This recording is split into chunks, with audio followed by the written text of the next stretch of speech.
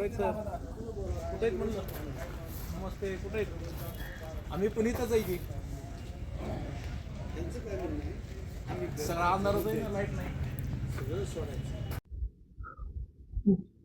सदर म्हणजे जे SRT मेडिकल कॉलेज इथलं जे औषध बनावट घोषित झालेलं आहे तर ते ॲझिथ्रोमायसिन कंटेंटचं आहे अँटीबायोटिक.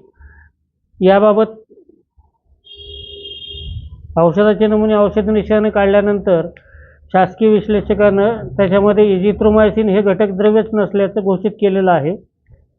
या प्रकरणी तपास चालू असून उत्पादकापर्यंत तपास करण्यासाठी पोलिसांची मदत घेण्यासाठी त्याच्यामध्ये FIR दाखल केलेला आहे. याच्यामध्ये म्हणजे मोठं रॅकेट असण्याची शक्यता आहे, कारण याच प्रकरणी विविध ठिकाणी FIR दाखल झालेले आहेत आणि त्या दृष्टीने अंबाजोगाई येथे सुद्धा आपण FIR दाखल केलेला आहे.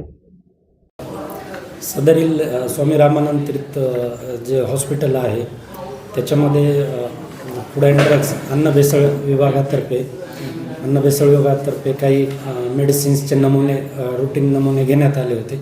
ॲझिथ्रोमायसिन 500 ज्या टॅब्लेट्स आहेत त्याचे जे नमुने आहेत तर फूड अँड ड्रग्स विभागाला त्याच्यामध्ये बनावट आणि भेसळ आढळून आलेली आहे.